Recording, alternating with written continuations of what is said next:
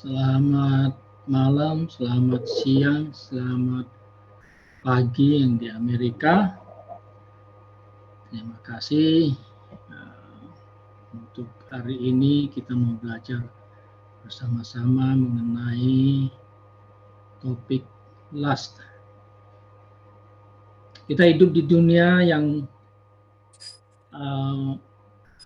beda dari sebelum-sebelumnya ya, di mana lust atau apa bahasa Indonesianya itu lust, gairah, unholy desire ya bahasa Inggrisnya, unholy desire atau keinginan yang menggebu-gebu yang tidak kudus, atau kalau saya ambil meaningnya dari Oxford Learning, lust after itu to feel an extremely strong sexual desire untuk, atau sesuatu yang bukan hanya sexual desire tapi untuk sesuatu yang kita ingin banget dan harus dipenuhi gitu ya, keinginan. Dalam konteks hari ini kita bicarakan, yang saya mau fokuskan adalah mengenai lust yang sering kita tahu sendiri, adalah mengenai hubungan intim, unholy hubungan intim, keintiman terhadap yang lain di luar yang legal gitu ya. Coba kita baca di Yakobus 4, mulai Yakobus 4 ayat 1. Saya mau share di sini, coba share screen. Silakan. Iya. Silakan Pak.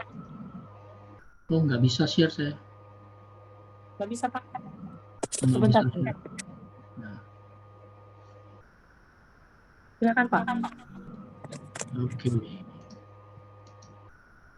Silakan Pak Philip. Bentar. Nggak bisa tuh. Oke.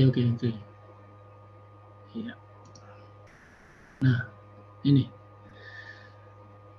saya bikin dua, bahasa Inggris dan bahasa Indonesianya. Dari manakah datangnya sengketa dan pertengkaran di antara kamu? Bukankah datangnya dari hawa nafsu atau lust yang saling berjuang di dalam tubuhmu? Kamu menginginkan sesuatu tetapi kamu tidak memperolehnya, lalu kamu membunuh, kamu iri hati, kamu tidak mencapai tujuanmu, lalu kamu bertengkar dan kamu berkelahi, kamu tidak memperoleh apa-apa karena kamu tidak berdoa. Atau kamu berdoa tetapi kamu tidak menerima apa-apa karena kamu salah berdoa. Sebab yang kamu minta itu hendak kamu habiskan untuk memuaskan hawa nafsumu. Kita berhenti di sini dulu. Kita fokus ke hawa nafsu atau lust. Sebab ini yang di sini ini hawa nafsu yang di bahasa Indonesianya sepertinya ya bisa macam-macam ya. Hawa nafsu beli mobil mewah, rumah mewah, atau hawa nafsu seksual. Gitu ya. Yang kita fokuskan adalah di bagian hawa nafsu seksual. Saya ambil cerita mengenai siapa? Si Daud. Ya. Bagaimana Daud di 2 Samuel 11, dia bangun tidur, jalan-jalan di atas palace-nya, ya, palace, di atas apa itu palace bahasa Indonesia? Soto. Hah? Soto rumah. Jadi soto itu di atas sepak tembok seperti gitu loh. Soto. Ya, tapi palace, alas. Palace. Ya, rumah mewahnya raja itu loh, palace. Oke, dia berjalan di atas, bangun tidur, mungkin lagi stretch. Pada waktu dia seharusnya dia lagi perang, karena masa itu season perang. Dikatakan di 1 Samuel, 2 Samuel itu bahwa itu masanya perang, orang-orang pada keluar perang, raja-raja sekitarnya pada perang, anak buahnya, jenderal-jenderalnya si Daud keluar perang, ya kan? Tapi dia sendiri di rumah, dia lagi rileks-rileks saja, nikmati hidupnya sebagai raja. Dia jalan-jalan di atas, di balkoni. Terus pas dia lihat ke bawah, seberang situ ada wanita cantik lagi telanjang, mandi, seperti rumah-rumah di Bali ya Bu ya. Mandi di luar itu di kebun. Si Daud pas ngeliat itu, lihat cantik banget katanya. Suruh orangnya untuk datang ambil dia. Dibawa masuk ke kamar, ya tidur sama si Bathsheba. Pulang dia. Nah, lama kemudian datanglah kabar berita Bathsheba bilang, suruh ke pegawainya, saya lagi hamil. Wah, Daud panik nih. Panik kan, ini istrinya dari salah satu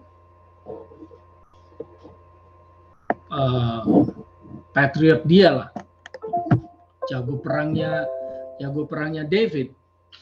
Suami lagi di medan perang, istri diambil rajanya, ditidurin, hamil. Mati lama banget ini kan, bisa berapa bulan ini, sampai sejak dia datang sampai dia hamil belum pulang juga suaminya. Nah, begitu si Daud dengar Bathsheba hamil, dia langsung mikirin cara gimana untuk nutupin kebobrokannya dia. Kirimlah si messenger ke medan perang. Kirimin surat, bawa ke Joab. Joab, panglima perangnya, dapat surat. How are you? Gimana keadaan perang semua? Tolong kirim si Uriah, suaminya dari Bathsheba. Kamu kirim ke saya untuk lapor. Dikirim si Josiah ya, si Uriah. Uriah datang ke David, tanyain gimana keadaan perang. Wah, perang lagi seru, ini. Joab juga baik-baik, semuanya masih hidup. Oke, kalau begitu makan minum kamu pulang aja di rumah, istirahat.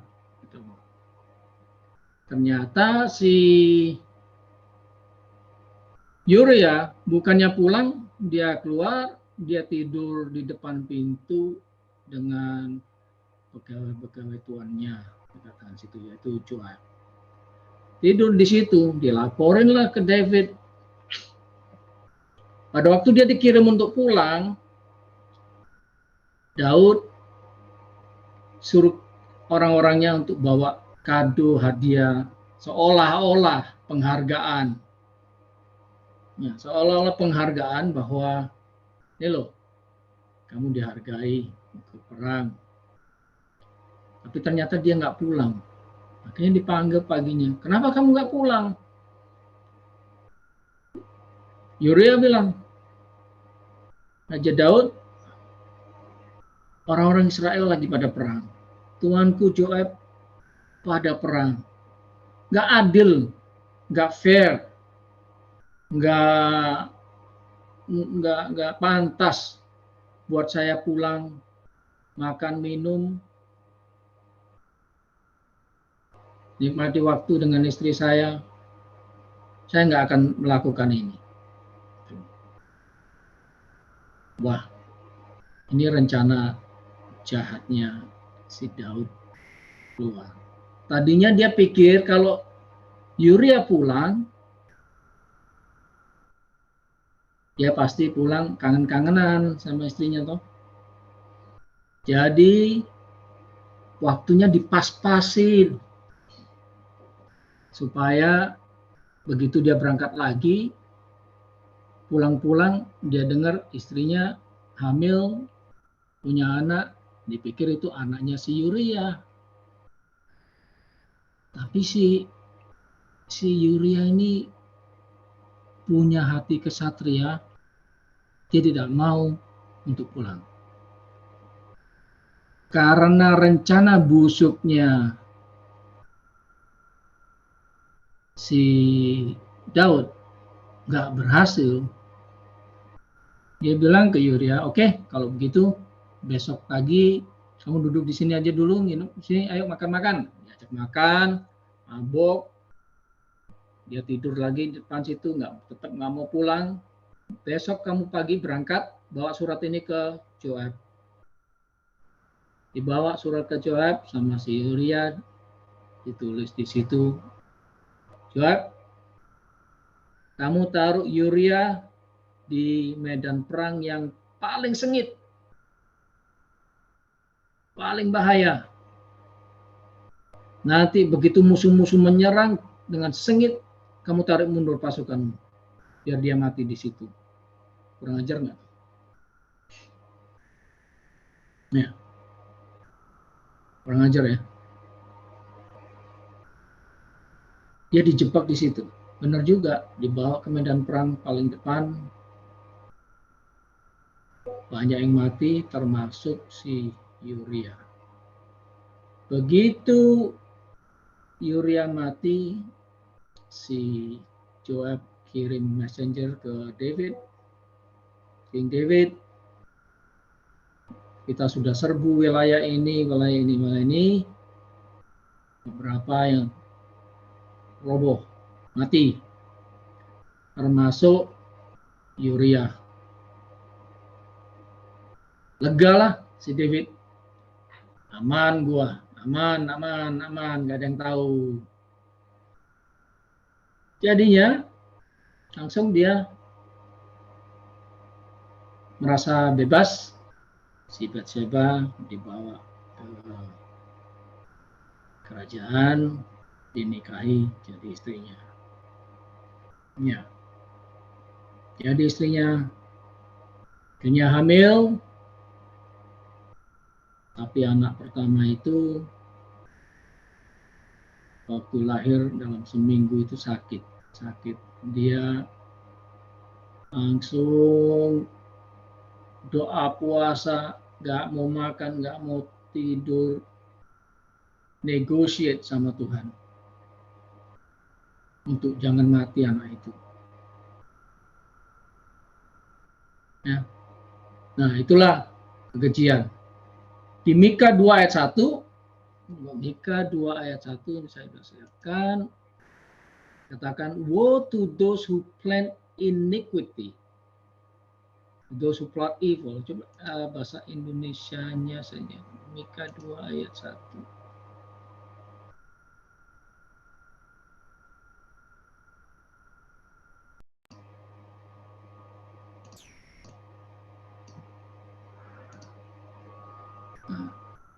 Celakalah orang-orang yang merancang kedurjanaan dan yang merencanakan kejahatan di tempat tidurnya, yang melakukan di waktu fajar, sebab hal itu ada dalam kekuasaannya. Itu bahasa Inggrisnya, woe to them that devise iniquity and work evil upon their beds when the morning is light.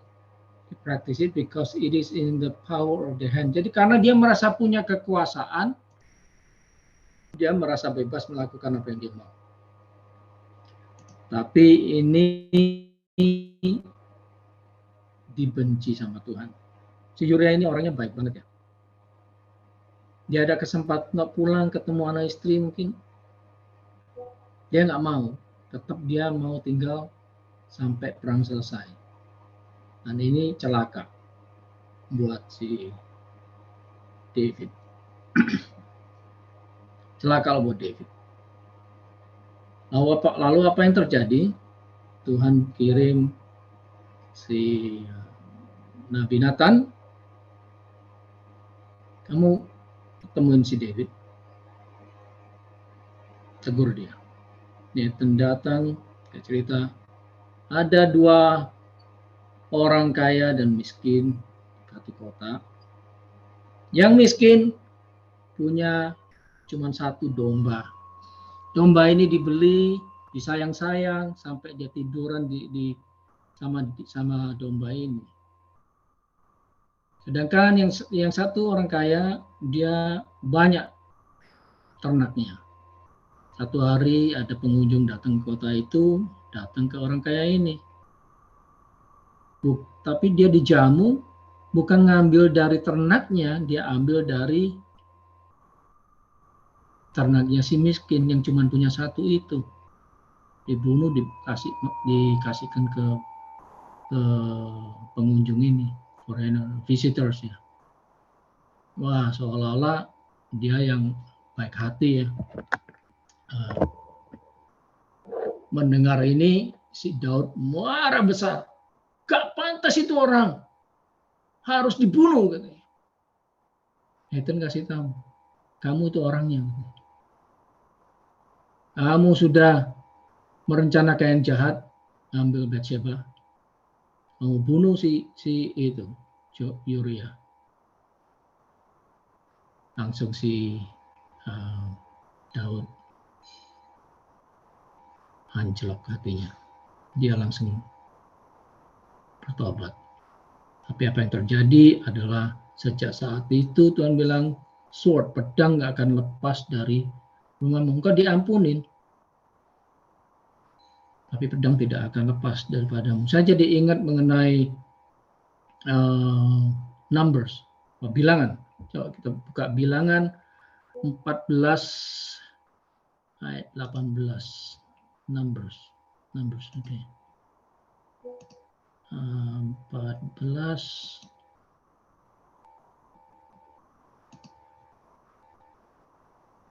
ayat 18.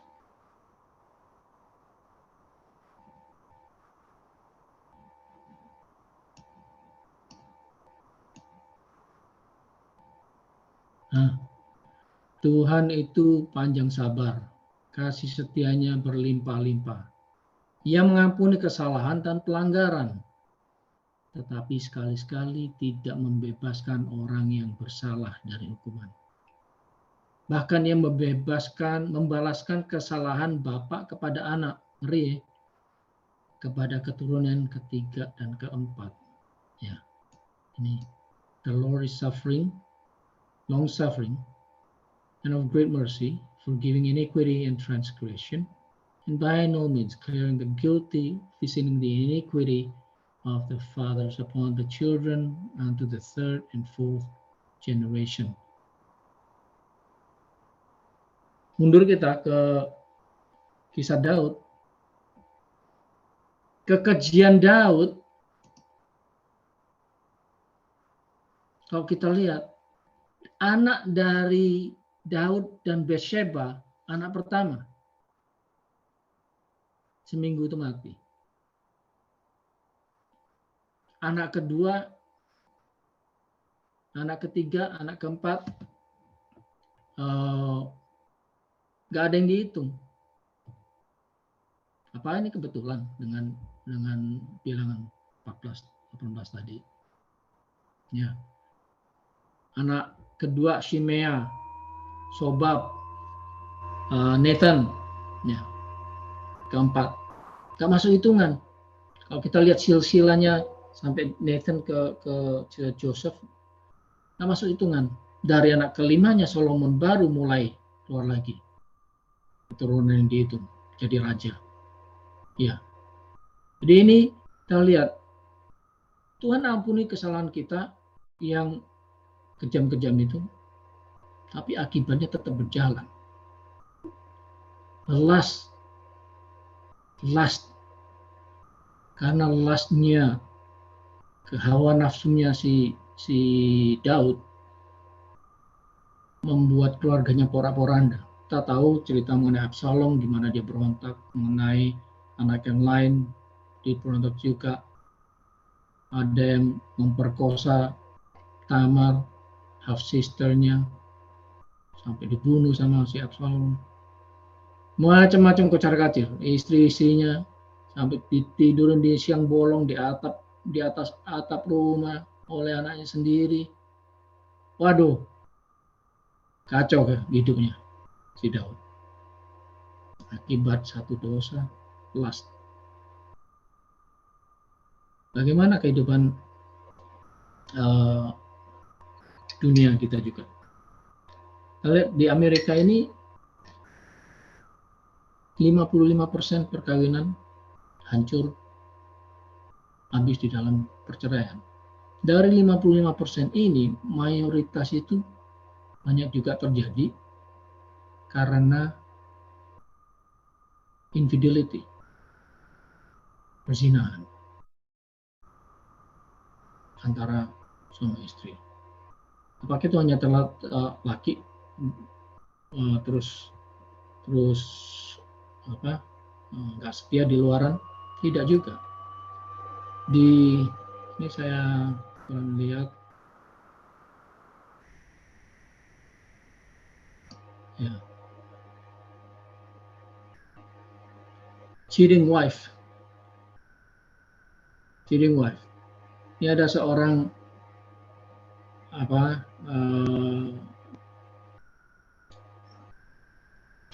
firefighter, apa bahasa Indonesianya? Firefighter, pemadam kebakaran itu, yang kerja di pemadam kebakaran. Dia itu termasuk hero, ya, pahlawan pemadam kebakaran. Orangnya baik semua, cuman relationnya nggak baik. Dia tahu istrinya berzinah di luaran. Terus mereka mau pisah atau gimana? Bukan nggak mau pisah. Pokoknya dia masih baik. Tapi istrinya ini tidur dengan banyak laki-laki di luaran. Dan dia mencoba untuk memakai loversnya yang di luaran, pecinta-pecinta di luaran, untuk membunuh suaminya supaya dia bisa lepas dari perkawinan itu dan bersama dengan selingkuhannya. Akhirnya satu hari, ini ceritanya sama dengan David. Jadi satu hari dia baik-baik sama suaminya, bilang, aku mau ketemu makan malam sama kamu di restoran ini. Suaminya udah seneng, akhirnya udah baikan. Datang ke restoran itu, ternyata istrinya nggak ada. Terus dapat telepon dari istrinya, mobilku nyangkut di dekat jalan ini, hutan, dekat pinggir hutan. Mobilnya nyangkut, jeepnya. Datanglah suaminya. Dia masuk ke mobilnya mau keluarin. Ada laki-laki datang dari hutan. Langsung disamperin, ditembak kepalanya. Istrinya di sebelahnya, nggak berusaha untuk apa-apa. Dia nggak diapa-apain sama si pembunuh. Wah, terus dia telepon ke polisi. Tolong, ini suami saya ditembak begini-gini. Polisinya datang, di interview, polisi mulai curiga. Dia pasti ada ambil andil di situ. Setelah diinterogasi berapa jam, akhirnya dia mengaku bahwa dia punya gendaan, selingkuhan yang dia suruh untuk bunuh itu. Nah, inilah akibat apa? Akibat lust. Akibat lust. Ya. Lalu apa hubungannya hari ini ngomongin soal lust. Ya. Mungkin kita nggak punya selingkuhan di dalam physical sense, nggak punya selingkuhan. Tapi apa benar kita nggak punya selingkuhan di dalam kehidupan rohani kita?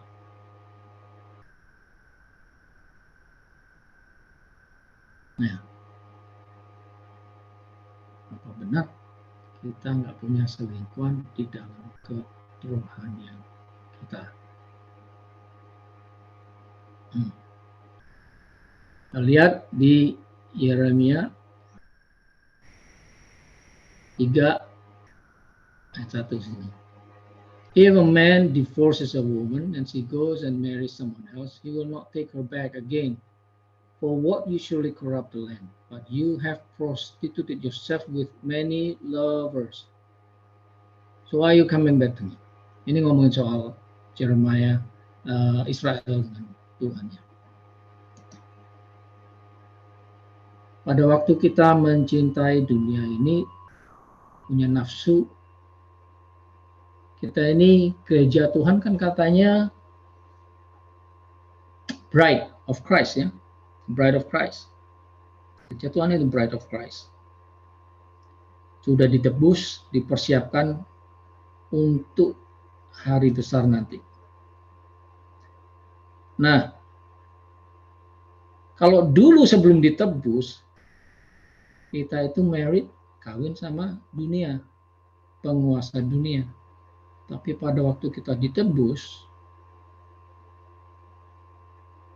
kita sudah menikah dengan suami yang baru, pecinta kita yang baru. Tapi di luaran, dalam kehidupan sehari-hari, seringkali kita berzina, mencabulkan diri. Diam-diam kita selingkuhan. Depan mata Tuhan langsung. Ke gereja masih, persekutuan masih, dengar firman Tuhan masih, seperti orang yang kawin biasa aja, seolah-olah biasa-biasa. Di luar itu, selingkuhan lagi. Gimana kita selingkuhannya? Pada waktu kita mencintai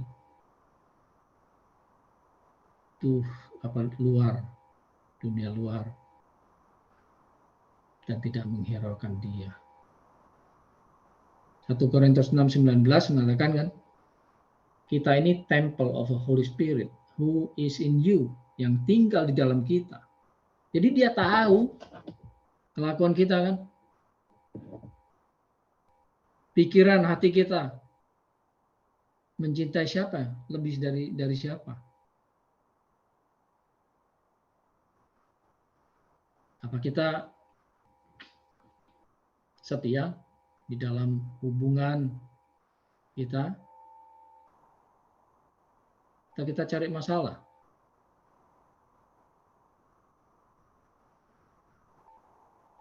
Balik ke James 4.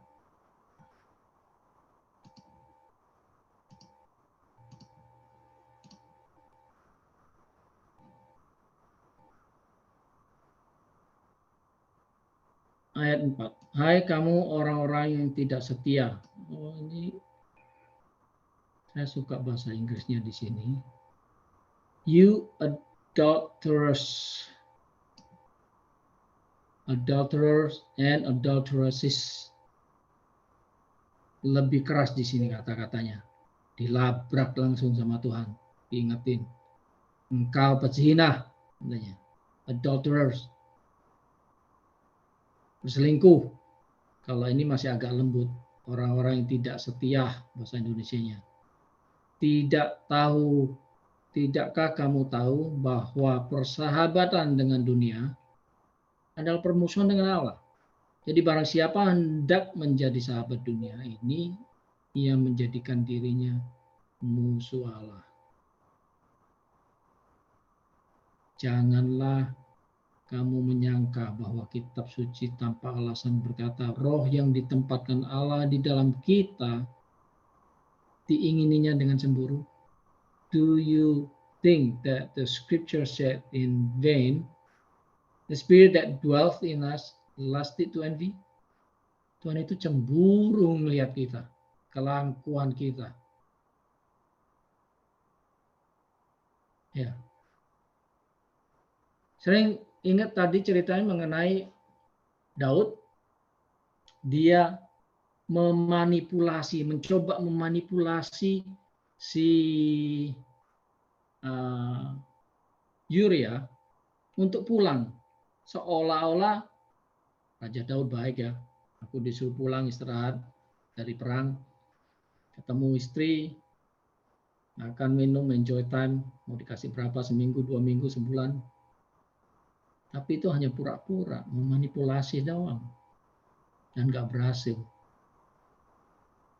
Lalu dengan kita, di dunia kerohanian kita, berapa sering kita mencoba memanipulasi Tuhan. Tuhan, aku mau pelayanan di kota ini, di desa ini. Nah, ceritalah ke jemaat. Pelayanan di sini. Mungkin kita ke sana hanya khotbah sekali, 2 kali seminggu. Selebihnya ya untuk kita. Dan kita pakai memanipulasi kata-kata itu melayani ke jemaat supaya ada support. Ada uang masuk, penghasilan. Ya, kita memanipulasi Tuhan, mencoba. Padahal kita bisa aja seharusnya yang benar kan, Tuhan, saya mau ke sini, saya mau pensiun di Penang. Minta berkat Tuhan, cukupkan dan nabung ini. Nanti di sana baru kita menjadi berkat untuk sekeliling kita. Mintanya langsung ke Tuhan. Bukan dengan alasan melayani. Nggak perlu memanipulasi, karena dia tahu. Tapi seringkali kita memanipulasi keadaan seharusnya sebenarnya untuk kepentingan diri sendiri. Nah itu tadi, lust itu cari akal segala macam untuk mencapai tujuan kita. Lust after. Menggebu-gebu. Hawa nafsu untuk mencapai apa yang kita mau. Dan mengorbankan siapa saja yang kira-kira menjadi penghalang. Dan memakai siapa saja. Mungkin nggak menjadi korban. Secara nggak langsung ya, cuman nggak kelihatan. Memanipulasi itu cara halus menipu. Lebih halus dari menipu.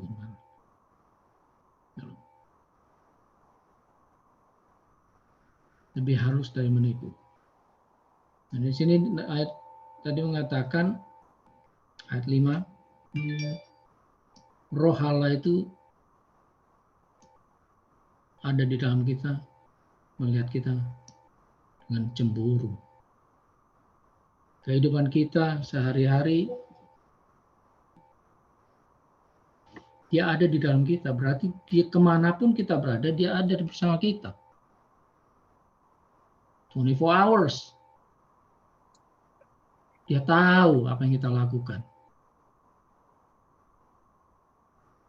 Roh Kudus yang ditempatkan di dalam diri kita itu melihat dengan cemburu. Nah, kita covet istri orang, dunia. Terus secara nggak sadar mau memanipulasi Tuhan. Ya. Ini ayat 4-nya ini keras sekali ya. You adulterers, adulteresses. Tuhan langsung tuduh kita di ayat ini. Engkau pezina. Bukan cuma ngomong tidak setia, engkau berzina. Langsung dituding sama Tuhan. Seperti Nathan ngomong sama Daud. Engkau orangnya, engkau berzina. Engkau ambil istri orang, manipulasi, bunuh dia lagi. Nah, inilah. Kita punya sinful desire itu membuat kita commit adultery. Keinginan kita yang nggak sadar di luar keinginan Tuhan membuat kita commit infidelity.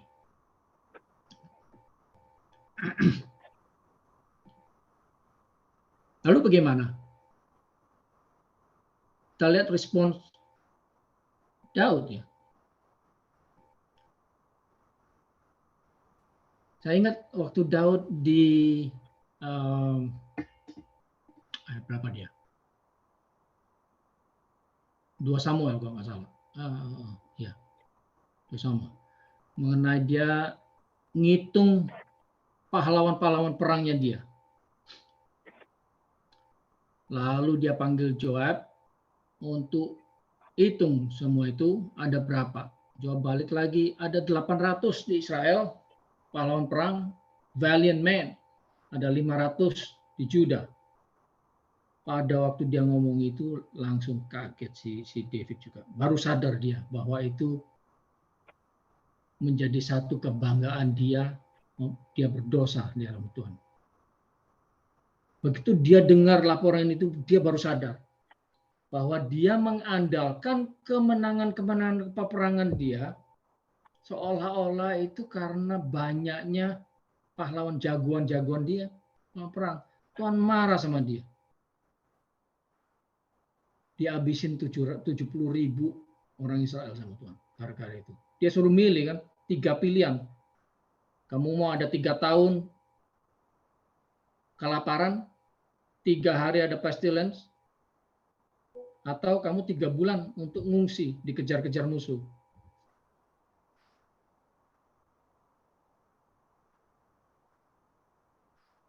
Ternyata 70.000 orang habis. Gara-gara hanya simple. Dia membanggakan diri di depan Tuhan. Seolah-olah Tuhan itu tidak turut ambil andil. Bahwa kemenangan demi kemenangan, kejayaan Daud itu diberikan Tuhan bukan oleh karena kekuatan dia. Demikian juga dengan Gideon. Gideon suruh ngitung ada berapa orang laki. Dari 10.000 turun. Dipangkas terus sama Tuhan sampai cuma 300. Supaya Gideon sadar. Ini nggak mungkin. Dengan 300 ini aku bisa menang melawan musuh. Tapi itu yang Tuhan tunjukkan supaya Gideon tidak membanggakan diri. Supaya tahu bahwa bukan dengan kekuatanmu. Tapi karena Tuhan. Ya. Tapi karena Tuhan. Dan itu kita mesti ingat.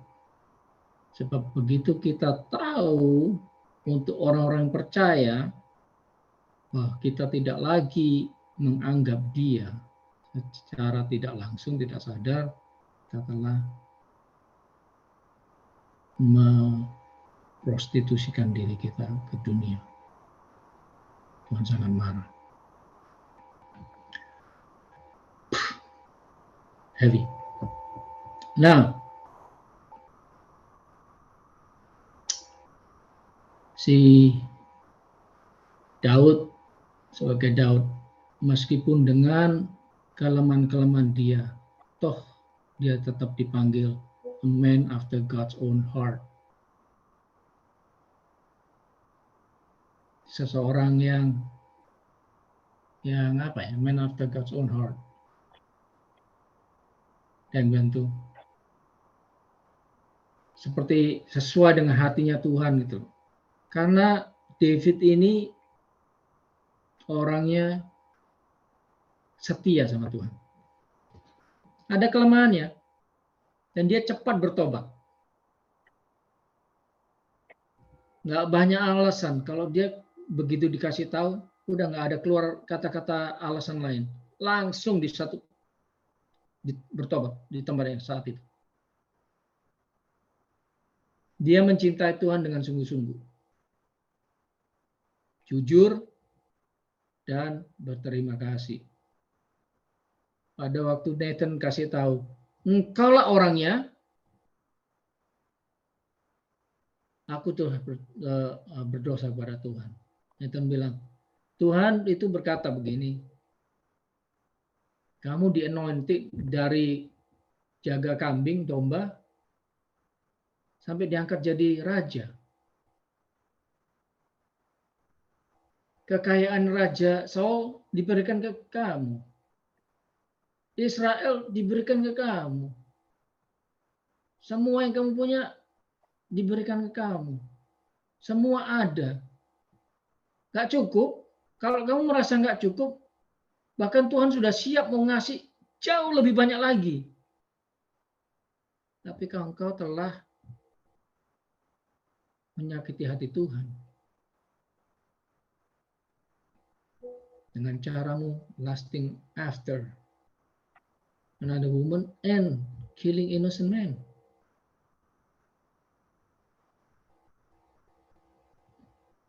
Nah,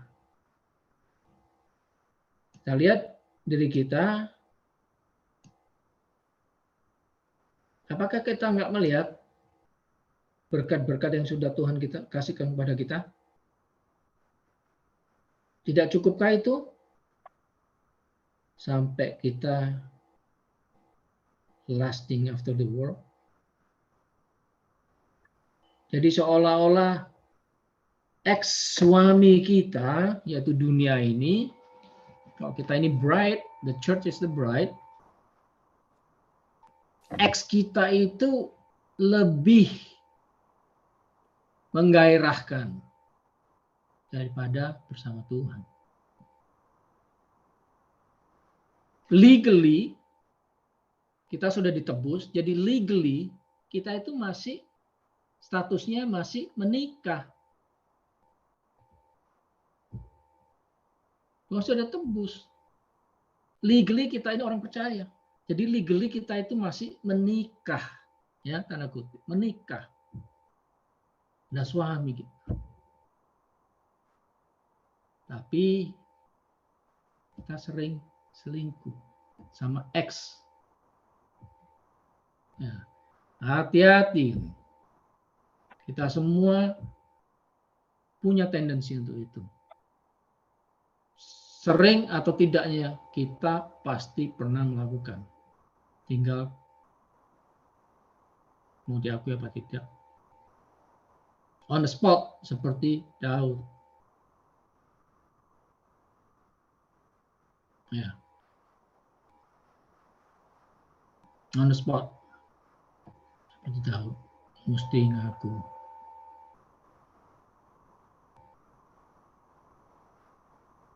Tetapi kasih karunia yang dianugerahkannya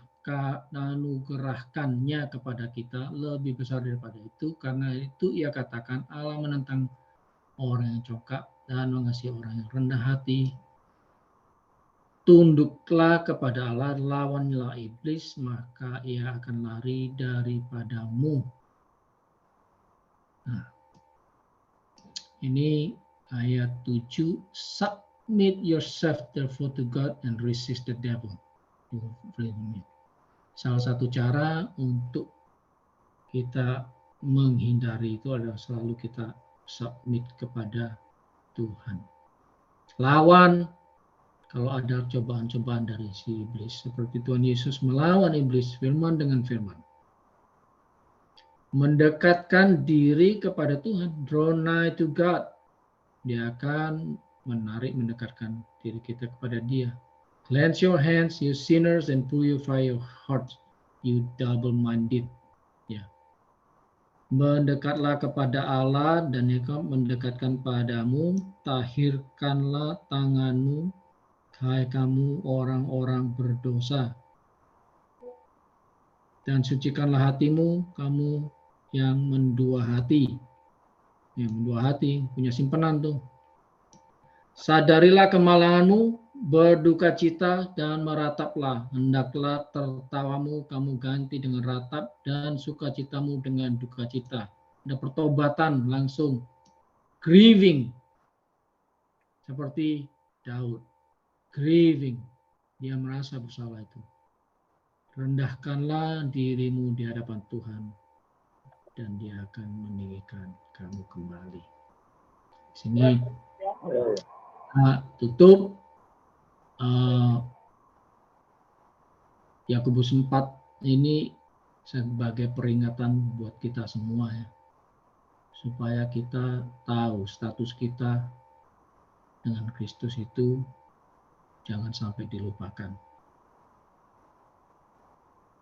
Jangan melirik-lirik atau berselingkuh dengan ex kita. Karena itu satu kebencian di mata Tuhan. Seperti ini, roh yang tinggal di dalam kita itu sangat cemburu sekali. Terima kasih. Kiranya Tuhan mengingatkan kita selalu supaya kita hidup kudus dan komitmen kepada relationship kita kepada Tuhan. Jangan sampai apa yang sudah kita dapat, kita mendapat satu relationship yang baik yang tidak kita deserve, tidak seharusnya kita dapat, tapi Dia ambil kita. Seperti cerita Hosea, kita tidak layak, tapi dia angkat kita, ambil kita, adopsi kita menjadi bagian dari orang pilihan. Jangan disia-siakan. Jaga relationship itu yang ada with Him, Jesus Christ, yang mencintai kita. Terima kasih, Tuhan berkati.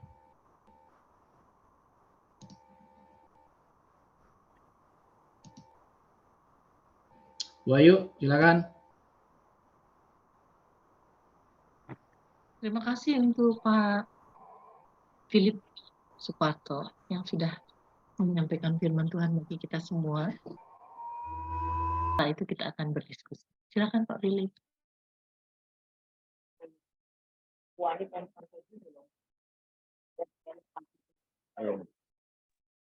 Di unmute Pak.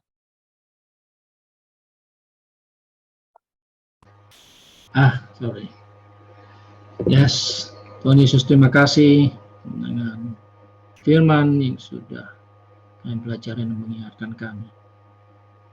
Hari ini boleh selalu terngiang-ngiang di kepala kami Tuhan, supaya kami selalu mengingat betapa diberkatilah kami, Kau mengadopsi kami, gerejamu sebagai mempelai,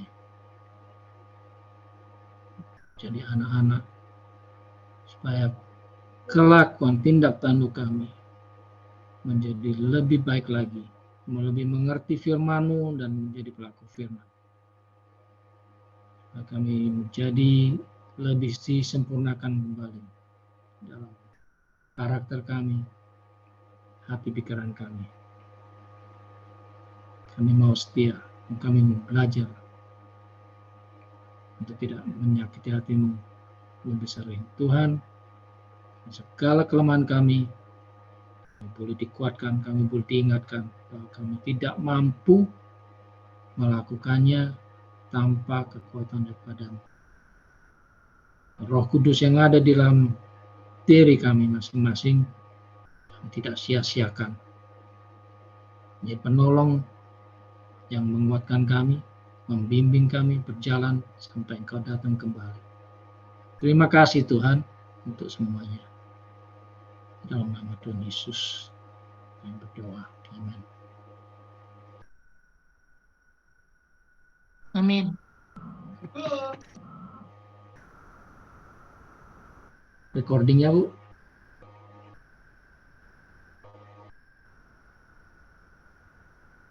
Sudah selesai.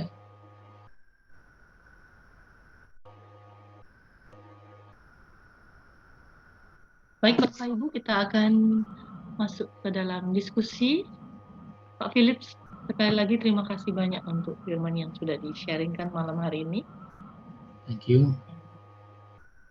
Kita akan masuk ke dalam diskusi. Saya beri kesempatan bagi Bapak Ibu yang mau menambahkan atau yang mau sharing. Silakan. Saling menambah.